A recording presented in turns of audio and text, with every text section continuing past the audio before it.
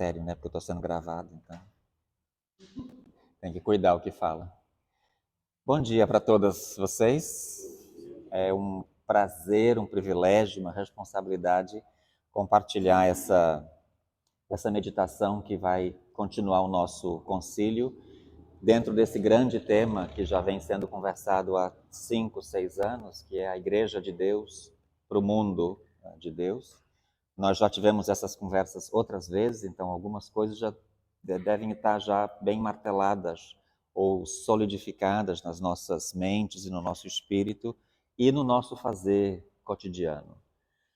Já muita gente reconhece que a igreja é uma das instituições muito peculiares, porque na sua natureza é uma instituição que não é para ela mesma. A igreja não existe para ela mesma. Ela não foi inventada ou criada, ou ela não nasceu para servi-la ela mesma. Infelizmente, nesses anos todos de igrejas que a gente tem, 2000 e tantos anos, a gente incorreu em muitos pecados e a gente acabou deslizando e nos desviando da diaconia e a gente acabou se centrando em nós mesmos em muitas épocas do mundo. Graças a Deus o Espírito Santo não cochila nem dorme, né? E ele é apresentado na Bíblia não só como uma pombinha branca, lindinha, cheia de bichos, mas ela tem uma imagem bonita que nós vamos relembrar agora no próximo domingo, que é o Espírito Santo de Deus, que é quem move, quem fez nascer e quem desafia as igrejas. Ele é apresentado como línguas de fogo e vento impetuoso. Não é só vento, não é só a brisa leve do profeta Elias, mas ele é o trovão do Moisés e o vento que perturba e que tira tudo do lugar. E que descabela, mistura os papéis, traz sujeira para dentro de casa, desarruma o que a gente, às vezes, arrumou tão bonitinho. Então, essa memória é muito importante quando a gente está pensando nessa natureza e vocação da igreja, que não é para a gente mesmo. Claro que a gente precisa de uma casa, a gente precisa de organizar a casa, a gente precisa de ter a casa limpa, prática, funcionando, mas não é para a gente mesmo. Essa casa é para acolher outras pessoas e para gente de fora. Não é para quem mora. Minha casa não é para mim. A minha casa é para quem me visita ou para quem precisa de abrigo, para quem eu gosto e para quem eu às vezes não gosto também. Essa é a nossa comunidade. Isso é a igreja. Por isso a igreja é sempre para fora, é para o mundo. E um dos aspectos que a gente vem conversando nos últimos tempos na nossa comunhão anglicana não só na comunhão anglicana, no mundo inteiro, é a urgência da gente se dar conta de que nós fazemos parte da biodiversidade. Nós somos parte integrante da natureza, do meio ambiente, destes tijolos, daquela grama, das arvorezinhas, dos insetos, das abelhas. Nós fazemos parte disso. Nós somos, curiosamente, parecidos com o planeta Terra. 70% do planeta Terra é feito de água. Quase 70% do nosso corpo é feito de água. O planeta Terra só pode viver se colabora, se harmoniza. No nosso corpo é a mesma coisa. Nosso corpo precisa colaborar, precisa se harmonizar. A imagem de Paulo é muito bonita, né? Todos os órgãos são importantes. Inclusive aquele que a gente menos gosta, às vezes, que menos mostra, né? Pode ser o mais importante deles. Então, essa é uma lembrança para a gente sempre lembrar, nós somos membros, parte das coisas vivas e não vivas que nos rodeiam. E o chamado que a gente tem no capítulo 2 do Gênesis, e eu quero insistir que a gente sempre se refira a este capítulo e não ao primeiro capítulo, que é um capítulo um pouquinho imperialista e colonizador e extrativista em relação à natureza, mas ao capítulo 2, quando, primeiro, a imagem de Deus, imagens são importantes, Deus é um artesão, Deus é alguém que trabalha com as mãos. Ele não fala naquele capítulo, ele trabalha com as mãos para criar a humanidade. Ele é um trabalhador. Ele não é um professor que, como no primeiro capítulo, que ele abre a boca, ele fala e tudo acontece. Isso às vezes é importante também. Mas o capítulo 2 é uma memória mais próxima da gente e do mundo em que a gente vive. O ser humano, os seres humanos vieram da terra e da água, da mescla de terra, solo, de Adamar, por isso a gente chama Adam, e da água, da Eva, a mãe da vida.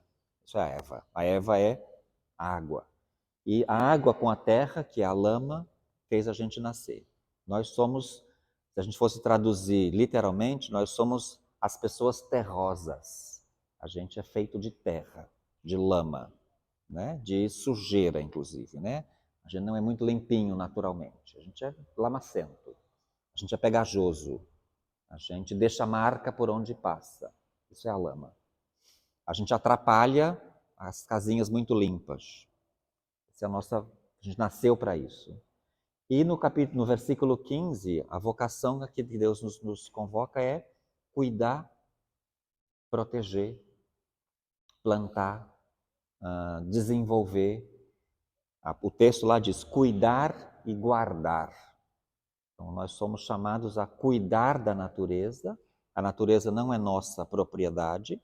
As pessoas não são nossas propriedades. A gente é chamado a nos relacionar com a natureza e com as pessoas para cuidar. Isso significa também que a gente tem uma vocação para ser cuidada. Às vezes a gente esquece disso. Muita gente tem problema de se deixar cuidar. E a gente acaba entrando na mentalidade imperialista, individualista, de que só os outros ou o que é de fora é importante. Não, eu faço parte dessa natureza que também precisa de cuidado. E é bom a gente reconhecer isso. E a gente também é chamada a guardar. Guardar tem dois significados. Para nós, guardar significa...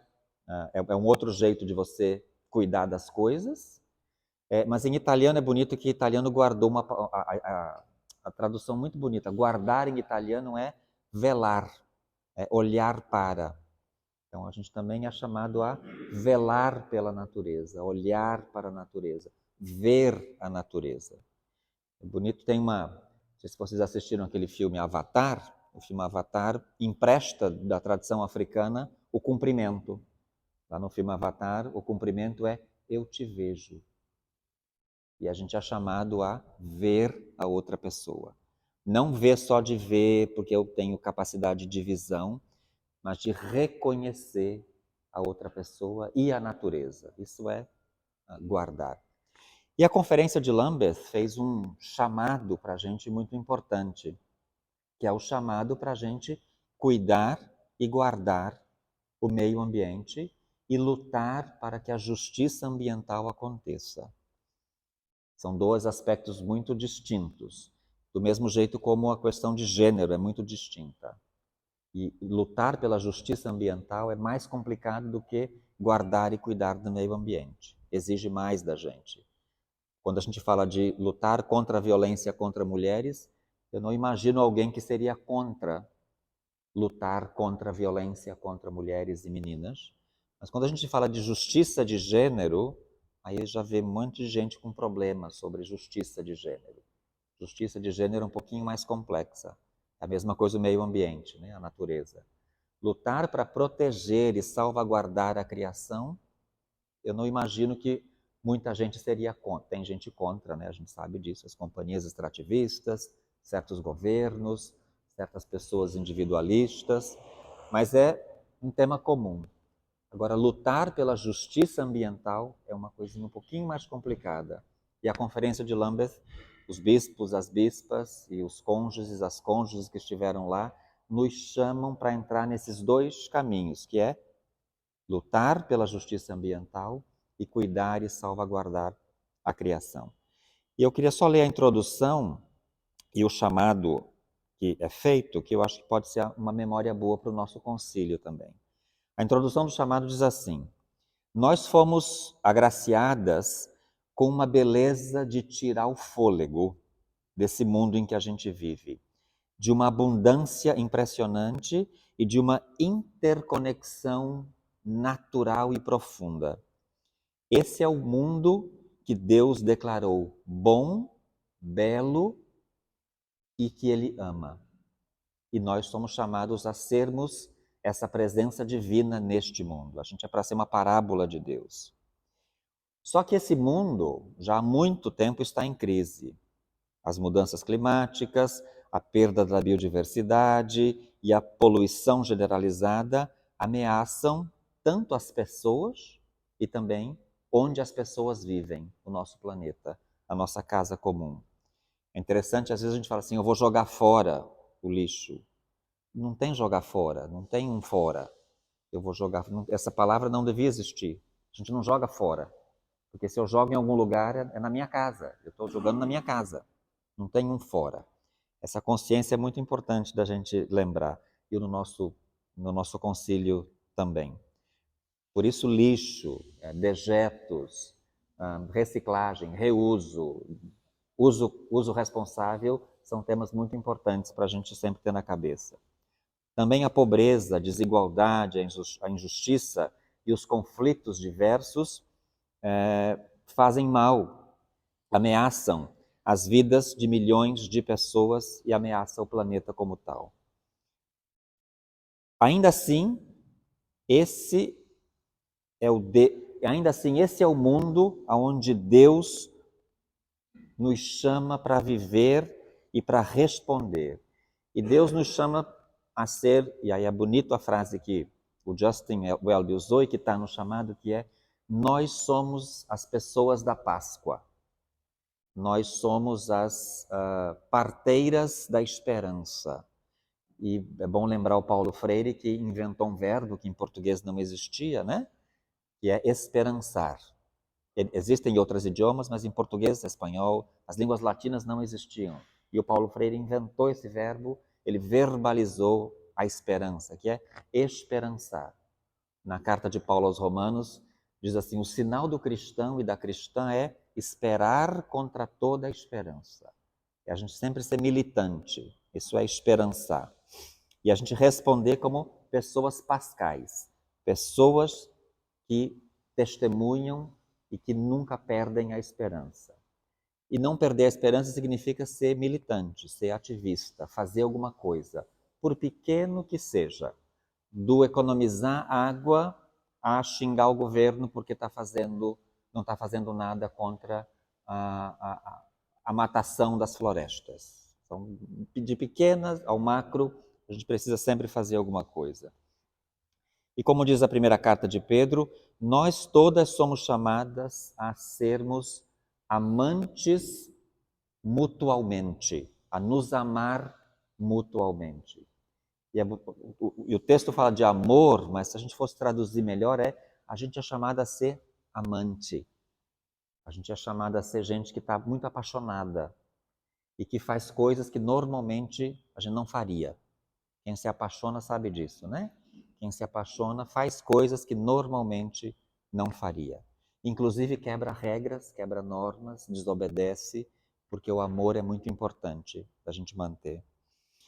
E o chamado é grande, depois vocês vão receber, aí a conferência chama então a todas as pessoas das igrejas. Aí como a gente está nesse concílio e pensando na nossa igreja e o que é a nossa igreja para o mundo, eu vou só ler a parte que fala, nós como igreja, então, somos chamadas a cuidar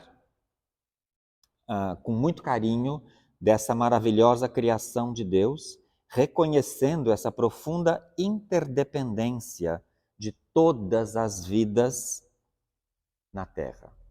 Do mosquito, da abelha, do vermezinho que a gente não gosta, até de nós como pessoas humanas. E a gente a se arrepender, e arrepender significa mudar de atitude e mudar de mentalidade, para ter ações e para lutar contra teologias que expressam dominação, domesticação e morte. Para que a gente possa enfrentar e vencer as injustiças que acontecem no mundo. Reconhecer que a gente está em crise. A gente está em crise cultural, espiritual, política e teológica. E a gente enfrentar isso. Treinar as comunidades para ser mais resilientes. Uma coisa muito importante para a gente fazer. E se juntar numa iniciativa, eu vou depois distribuir uma coisinha para vocês, é uma iniciativa que saiu na Conferência de Lambeth, no dia que a gente chamou no Dia de Londres, que é a Floresta da Comunhão. A gente aqui na Catedral já tem feito isso de plantar árvore quando acontece alguma coisa, de pedir para não usar plástico, de pedir que as pessoas cuidem dos seus jardins ou de ajudar. Então a gente está sendo chamado a se juntar nessa iniciativa que chama-se a Floresta da Comunhão. Tem um website, depois eu vou, lá quando estiver na sala eu posso compartilhar com vocês, e tem um botão que eu vou distribuir para vocês, mas se juntem, entrem no site e participem dessa iniciativa que chama-se a Floresta da Comunhão. A Igreja do Brasil já fez uma coisa muito importante, muito bonita, que está sendo considerada por outras igrejas, inclusive, que é inserir nas promessas batismais as 5 marcas da missão. Uma delas é salvaguardar a integridade da criação e lutar para sustentar a vida, lutar por uma vida sustentável. E buscar sempre lutar contra todo tipo de violência, buscar a paz e a reconciliação. Essas são promessas que a gente não pode fazê-las de leve. Elas precisam ser, de fato, significar alguma coisa. E ter certeza de que as nossas infraestruturas, a nossa casa, as nossas coisas, o que a gente tem aqui na igreja, cada vez mais sejam sustentáveis, tenham menos plástico, não venham de trabalho escravo, não venham de exploração, contribuam para o meio ambiente, sejam biodegradáveis, do detergente que a gente usa ao prato que a gente come. A gente cada vez mais trabalhar para isso. E particularmente, pessoalmente, se a gente pudesse fazer o micro, que é ter uma sacola sempre junto, não usar nunca plástico, economizar água, ajudar as outras pessoas com o lixo, tentar separar o lixo, inclusive para ajudar as pessoas que trabalham com lixo a viverem, e até o mundo macro, a gente se envolver nessa luta ambiental que no Brasil é tão importante. E lembra que nós temos a Amazônia que precisa do nosso corpo e da nossa voz. E para nós que estamos aqui, para quem vive nesta diocese, cuja sede é Brasília, a gente é uma diocese muito importante, porque a gente tem a capacidade de influenciar decisões políticas, econômicas, judiciais, com a nossa fala e com o nosso corpo. Então é muito importante que Deus nos ajude, que a gente continue a ser assim, a fazer assim e a provocar outras pessoas a seguirem nesse caminho. E que a gente se junte com mais gente da comunhão anglicana que está fazendo isso e que está orando também por nossa igreja. Muito obrigado e que a gente tenha um excelente concílio, cada vez mais sustentável e cada vez mais militante pela nossa mãe natureza e por nós como pessoas que saímos desse ventre dela e que queremos cuidar dela também. E cuidar umas das outras. Que Deus nos abençoe e que esse vento impetuoso, essa língua de fogo sempre nos incomodem cada vez mais. E que a gente continue sendo essa pessoa chata, essa nossa vocação, ser gente chata, ser gente picunhenta e ser gente barraqueira, que nem aquela viúva que passou a noite inteira gritando no bairro rico do juiz, fazendo ele passar vergonha, até que ele concedeu a justiça para ela. Amém.